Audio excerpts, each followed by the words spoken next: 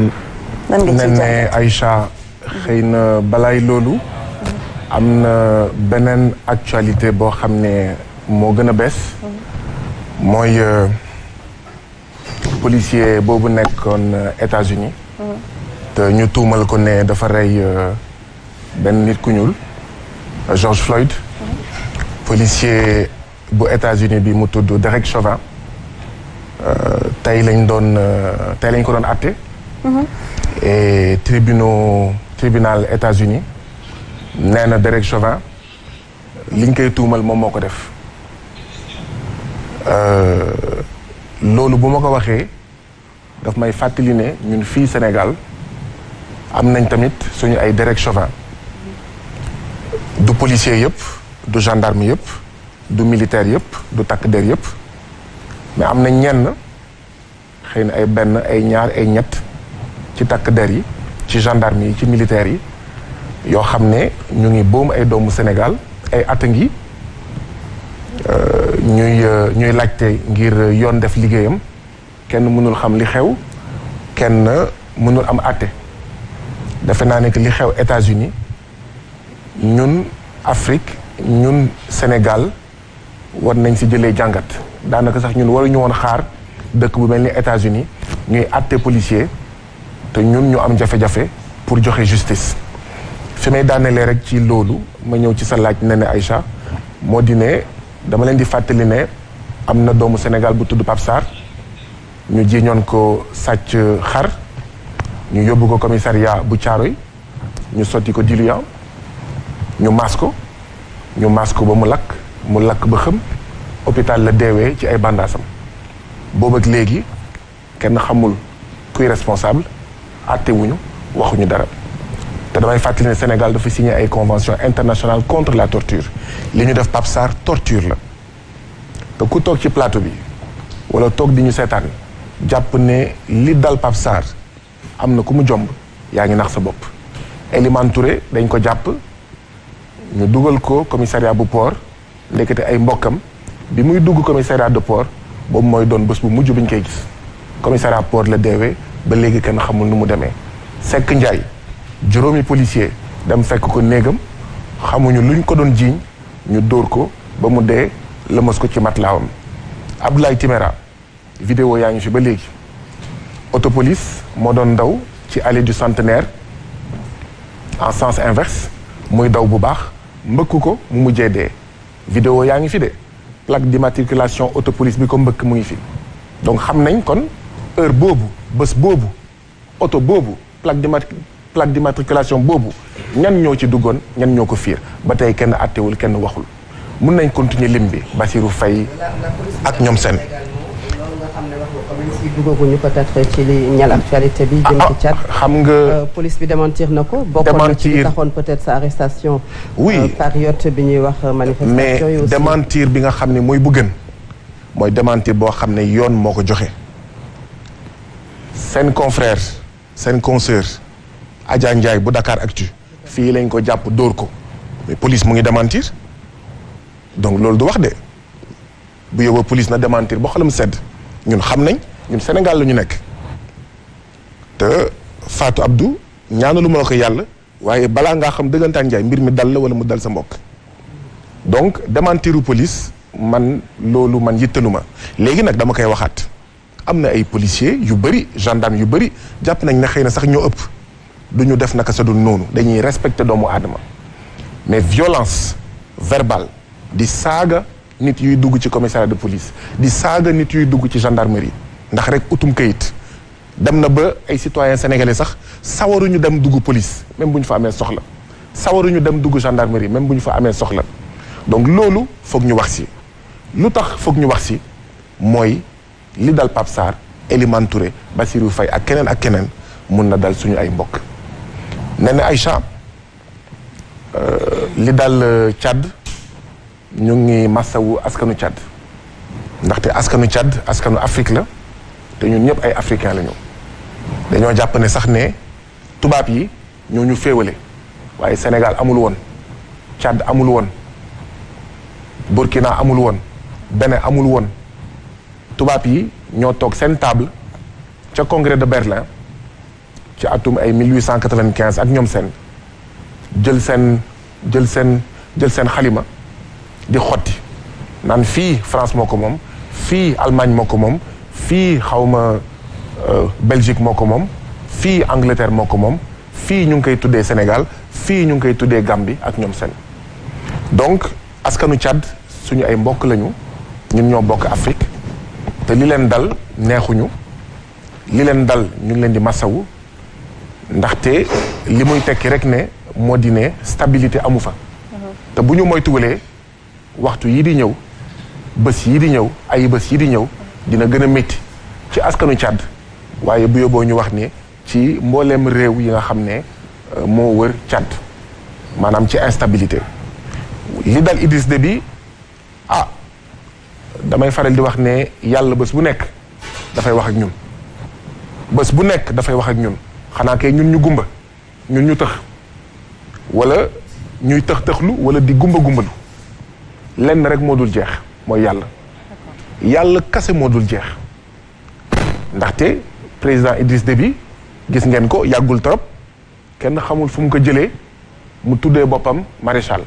maanaam président bi sax doyu ko woon waaw ak président Afrique nu mu amee doole yaay buum di bumi boo ñëwee ci président bu mel ni Sénégal ak ku mu mënti tudd mooy nommé à tous les emplois civils et militaires mooy joxe grâce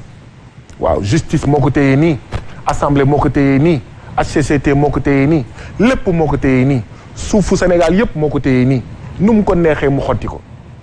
ak président nu mu amee doole yow doylu woo sax turu président nga ñëw woowee sa bopp maréchal loolu la Idriss Déby maanaam defoon. 30 ans au pouvoir mu bokk ci président yi nga xam ne yàgg nañu quand même ci Tchad mais également ci continent bu Afrique tey constitution bu dëkk bu Tchad wax na un président de la République bu fi jógee ki ko war a remplacer mooy njiitu assemblée nationale tey Mahamat Idriss Déby di taawam wala doomam boog am 37 ans wuutu ko foofu nan nga ko jàngatee mais également décès bu am bu fulu boo xamante ne ñu bari aussi ñu ngi ci sampay interrogation lan moo ci sa analyse. mënuguma sori trop ci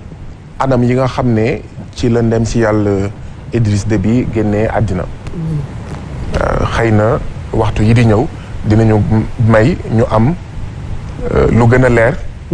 ci naka la génnee àddina waaye lenn moom lu wóor la amoon na ay président defe naa Barack Obama ñu bëri di ko toppandoor Sénégal ak Afrique ak feneen ñu naan soxlawuñu ay femmes ak ay hommes forts mais lu ñu soxla mooy ay institutions fortes waaye jàngat bi ma ciy def moo di ne Afrique fekk ñu ngi koy noot suñuy réew fekk ñu ngi leen di noot mënuñu am ay institutions yu fortes mënuñu am ay institutions yu am doole fekk yaa ngi nekk néocolonie du Tchad fekk yaa ngi nekk néocolonie du Sénégal mënoo am ay institutions fortes fekk ñu ngi lay noot mënoo am ay institutions yu fortes ndaxte yow c'est lépp yaa ngi jaamu soxla tubaab yi c'est lépp yaa ngi jaamu say soxla yow sa soxla waa kër sa soxla waa parti balaay mu leen doon gën a leer mooy tey jii nii yàlla bu mu am yàlla na yéex dara daloon Macky Sall ci ngay xam ne ñun suñu institution yi xottu gerte la dara nekku ci xam nga lan la ñu am li ñu am daal mooy état boo xam ne mun na jënd ay kuuru Baye Fall di dóor jël matraque di dóor jënd grande lacrymogène di dóor foofu daal la ñu amee doole mais ci li ci des yëpp amuñu ci benn doole léegi nag li xew Tchad ñun daf ñu war a doy ci jàngat ci ne wax dëgg yàlla Tchad xamutuma ñaata millions d'habitants la waaye xam naa ne lu mu néew war na am ñaar ñetti ñeent juróom ak li dab millions d'habitants est-ce que xel mën na nangu réewu Tchad ak li mu nit ñi fay yeewoo bés bu nekk ni mu takkuwee ñu ne amul kenn ku war a mun remplacer Idriss Déby ku dul doomam est-ce que xel war na mun nangu ak Sénégal nu muy yaatoo ci lim 16 millions de citoyens sénégalais président Macky Sall munul ut ministre feneen fu dul ci goroom munul am benn maire Guédiawaye ku dul xaw ma rakkam munul am kenn ku jiite association des maires du Sénégal non mais da ngay def parallélisme bi maanaam li xew Tchad bu ñu moytulee mun na xew Sénégal mun na xew feneen ak feneen donc dañuy def jàngat. xam naa da nga yàkkamti ñu ñëw Sénégal. non yàkkamtiwuma sax mais Marius Tchad quand même mën nañu wax ne Idriss Déby moo nekkoon sous-cope de la sécurité quand même ci wàllu ko terrorisme ndax bu ñuy wax Sahel quand même daf ci jouer rôle bu am importance muy loo xamante ne wàllu ko terrorisme et que loolu dañ ko dundoon ak ki nga xamante ne moom mooy Kadhafi bi nga xamante ne tey gis nañu ne bi mu demee instabilité dafa am ci réewam est-ce que duñu risqué tey loolu nga xamante ne moo jëm ci wàllu terrorisme ci li nga xam ne moom moo tënk le G5 Sahel. D'ailleurs wax nañ ko sax Guy ma dollil foofu la France qui perd un allié de taille dans la lutte contre le terrorisme. mais foofu laa bëggoon commencer man ñun mënuñu gëm allié France mënul nekk lu baax pour askanu Afrique ndaxte France président Sékou Touré moo ko doon wax en tout cas bokk na ci ñi ko doon wax. ne France États-Unis réew yu mel noonu ku mu ñëw Afrique ne la kii moo baax xamal ne bu yóbboo yow yaa bon ndaxte ñoom xamuñu lu dul seen intérêt France lu mot 5 junni soldats français ñu ngi jamono ji ci Sahel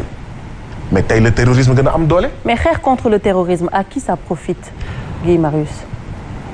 benn baat laa lay fàttali pour nga xam dëggantaan njaay ndax xeex contre le terrorisme am na wala amul Laurent Fabius nekkoon jëwriñ ci gouvernement bu France bi ñu dénk affaires étrangères moo wax ñëpp di dégg ne le groupe Al Nosra mu ngi def liggéey bu baax ca Syrie groupe Al Nosra d'accord groupe terroriste la li ma bëgg a feeñal foofu moo di ne ma fàttali la ne Aïcha bi États-Unis amee jafe-jafe ak Russie ak waa Afghanistan moom moo armée ki ñuy woowee Ben Laden ñu dem ba jëmi jamono seen intérêt safaanoo ñu nekk ay noon ñu koy xeex lu tax may fàttali ñaar yooyu moo di ne ñu bëri ci ñu ñuy woowee maanaam terroriste yi ñenn ñi di leen di woowee djihadiste te ànduma ci ndaxte li ñuy woowee terroriste ñenn ñi bu ñu koy woowee djihadiste c'est pour gàkkal deru l'islam c'est pour mun noot jullit c'est pour gàkkal deru yonent yàlla Mohamed jàmm ak mucc ci moom donc foog ñu def attention may profito di tëjaale parenthèse bi ñenn ñi dañuy naan les djihadistes du benn dëgg ndaxte li may fàttaliku bokk na ci yonent yàlla Mohamed jàmm ak mucc ci moom moo doon wax ne jihad bi nga xam ne mooy jihad bu ëpp doole mooy kilifa bu dëng jiit bu dëng nga wax ko dëgg mais du jël jaasi du jël leneen ak leneen donc li ma bëggoon wane foofu mooy li ñuy woowee terroristes yi ñoom ñoo leen jur ñoom ñoo leen armé ñoom ñoo leen jox doole moo tax sànq moo doon fàttali ne lu mot 5 junni soldats français ñu ngi jamono ji ci li ñuy woowee le Sahel or ñi ñuy woowee terroristes yi bu ñu motee 2 junni wala 3 junni nit weesuwu ko yow 5 junni soldats français ak seeni drone ak seeni ngànnaay France nekk 5 wala 5 réew bu ëpp doole ci àddina bi nga taftal si soldats maliens yi soldats Burkina soldats Mauritanie ñu mun maa gëmloo ne depuis lu ëpp ay 5 at mënuñu daan maanaam terroristes yi li ma lay wax Fatou Abdou mooy terroristes yooyu ak réewu France mburu faf ko farine maanaam ñoom ñoo ànd moo tax ma la doon fàttali baatu ki nga xam ne moom mooy Laurent Fabius nekkoon ministre des affaires étrangères bu doon wax ne le groupe Al Nosra fait du bon boulot en Syrie. Fatou Abdou mi ngi koy wax sànq plus de 30 ans mu toog ci au pouvoir Idriss Déby ci benn interview bi circulé sur la toile justement mi ngi ciy waxtaan ak ay journalistes français mi ngi fàttali ci biir vidéo boobu de diggante 2002 ak 2006 bëggoon na wax askanam wala waxoon na askanam ne pare na ci mandat mais mu am lu jot a xew ca Tchad mu am waxtaan bu am ci diggante moom ak xëy na France. ñu digal ko ne mu am lu mu coppi ci constitution ba sax ñu digal ko ne mu continuer boobu léegi mandat laaj bi samp mooy est-ce que day firndeel rek ne bëriwaana ci mandat yi nga xam te ni suñu chef d'état africain yi ñu ngi koy continuer wala ñu ngi ngoy ci nguur gi xëy na France dafa ne ci ginnaaw. Idriss Déby nañ ko fàttali France moo ko jàppale ba mu jot ci nguuru Tchad. Idriss Déby donte yenn saa yi da nga ko doon dégg muy wax ci franc CFA wax joo xam ne mun nga ko méngaleeg ñun ak suñu wax ne franc CFA jumtuwaayu nooteel la donte yenn saa yi da nga ko doon dégg mu mel ni kuy fippu ci teewaayu France ci Afrique franc CFA ak leneen Idriss Déby c'était l'homme de la France Idriss Déby dafa bokk ci nitu France ci Afrique li ma jàpp mooy kaddu yooyu mu doon wax ci franc CFA yenn saa yi ak yeneen bu sonnee bu lottee rek mu mel ni kuy def chantage France naan leen mën naa génn franc CFA de pour def leen chantage gars yi xool fu ñu jaar ak moom xëy na jàppale ko xëy na dooleel ko mu toog fii donc Idriss Déby nitu France la woon et donc nitu France yëpp France da leen di jàppale ci fànn yu nekk nitu France yëpp ak France mi leen di jàppale ngir wëyal seen nguur ak teg loxo bi France teg loxo ci suñuy réew jaral na leen lu nekk jaral na leen def ay mandat illimix fanweeri at Idriss Déby nu mu tudd Biya kenn mënutu ko compter Eyadema kenn xamatul ñaata at la def ci bopp Togo doomam moo ko wutu ak ñoom seen jaral na leen ñu def coup d'état militaire jaral na leen ñu rey ay doomu aadama ni ñu reyee woon Thomas Sankara Patrice Lumumba ak ñoom seen jaral na leen ñu def li ñu mun ak li ñu mënul jaral na leen ñu bombardé ki nga xam ne moom mooy président Gbagbo ci biir palais am ngir rek wëyal seeni nguur de toute façon président de Gaulle président France moo doon wax ne la France n'a pas d'amis elle n'a que des intérêts man d'accorduma ci ñu ne état amul mbokk amul xarit ay intérêt la am waaye président France te ñi topp ci moom ñëpp loolu la ñu doxal ba ci Emmanuel Macron da ngay gis benn vidéo boo xam ne njiitu Côte d'Ivoire Ouattara da ngay gis ci benn vidéo mu ne Emmanuel Macron est mon ami quelques semaines xaw ma quelques mois après ñu wane vidéo Emmanuel Macron ñu laaj ko mu ne moi je n'ai pas d'amis donc De Gaulle te mboolem président yi topp ci ginnaawam loolu la ñu appliqué mooy ñun France amuñu ay xarit amuñu ay mbokk d'accord ay intérêt la ñu am intérêt yooyu jaral nañu ñu yee fitna Rwanda dox ci diggante ay waaso ñuy corante jaasi ñuy dóorante jaasi Fatou Abdou li ngay bañ mënul ñàkk am mooy booy analyser beneen réew booy analyser beneen continent booy analyser actualité bi tamit da nga koy méngale yow sa continent da nga koy méngaleeg sa réew ak sa gox fii yàggul torop ñu ngi dégg benn député Aliou Dembourou Sow di wax naan après président Macky Sall naka Daouda Diallo maanaam remplacé ba pare war nañu jaral sax 3e mandat bi ñu jël jaas yi donc bu ñu wax ne lii xew ci yeneen réew yi mënul xew fii dañ koy faral di fàttali boo demee Palestine boo demee ca Irak boo demee ci yeneen réew ay junni ak ay junni walliw ñoo fa tëdd donc nañu bàyyi xel ci loolu ñu xam ne jàmm dañ koy ñaan jàmm dañ koy sàkku waaye jàmm dañ koy dox mais jàmm doxalin la qu'est-ce que ça veut dire concrètement que tey à chaque fois qu'on voit suñu gisee benn président africain mu bëgg a éterniser au pouvoir c'est qu'il y a des intérêts français derrière li ma gëm moo di ne bu dee suñu président yi ak ñun rek askanu Afrique suñu ay président tëwuñu suñu ay président tëwuñu président Macky Sall tëwul askanu Sénégal Ouattara tëwul askanu Côte d'Ivoire li am mooy dañ leen di dooleel boo xam ne armée française du kaaraange askanu Sénégal moo ko fi teg du kaaraange askanu Mali wala askanu Tchad moo ko fi teg armée française lenn moo ko fi indi mooy ay intérêt wam ñu mun ko sàmm bu ko kenn laal ñi ko fi toogal muy Sénégal muy Bénin muy Togo muy Burkina bu làmbaa naree ñaaw ñu sauvé ko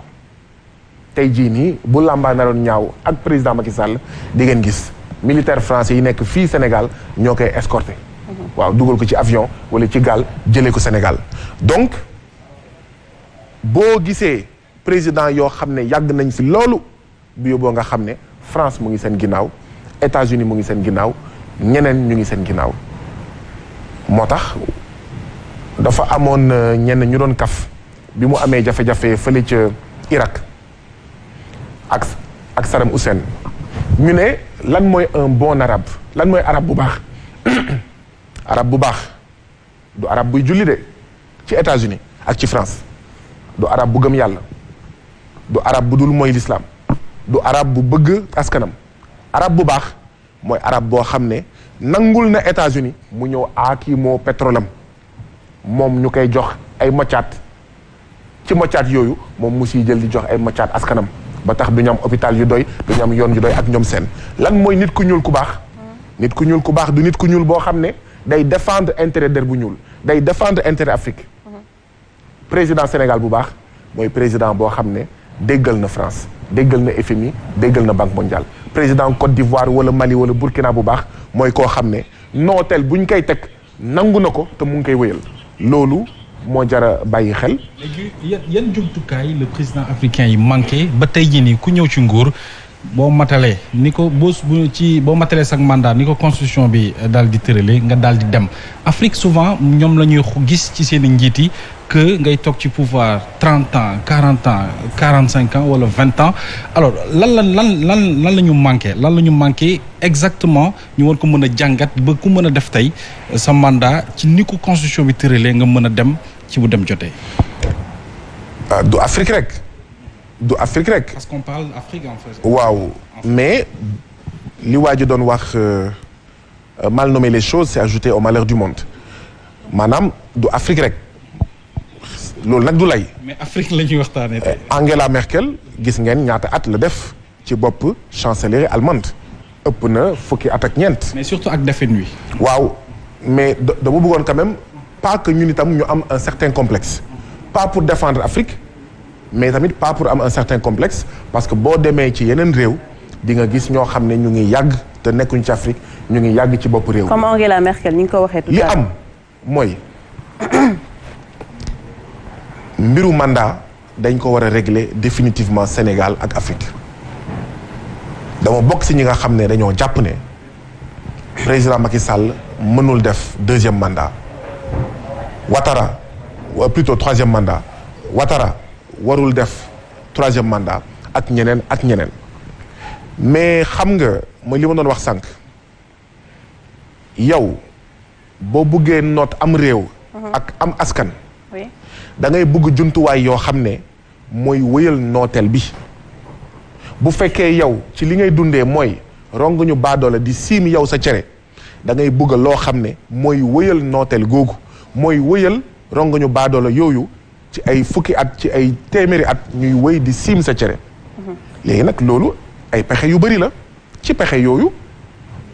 ci ndorteelu Afrique moo nekkoon da ngay gis Senghor 1960 ba enfin mu def 19 ans ci nguur gi xaw ma nga gis Abdou Diouf mu def ñaar fukki at nga dem ci yeneen réew yi loolu moo fa amoon ñu ñëw askanu Afrique yi xeex bëre ne lii mënatul wëy ñu ne léegi limitation des mandats balaay limitation des mandats sax da nga doon gis parti unique maanaam nooteel kon dafa amoon ay yoon parti unique xeetu nooteel la woon pour wëyal nguur benn parti rek moo fi nekk après ñu ne multipartisme limité ci ñeent après ñu ne multipartisme intégral loolu yëpp ay xeetu bëri la ba tey jii nii ñu ñëw ci limitation des mandats waaye boo gisee saay bu askanu Afrique yi xeexee ba am ndam ci biir ndam boobu ñu ut maanaam porox ndoll boo xam ne dañuy continuer di wëyal li nga xam ne moom mooy seen taxawaay. merci Guy xam naa dinañ ñëwaat ci actualité bi gën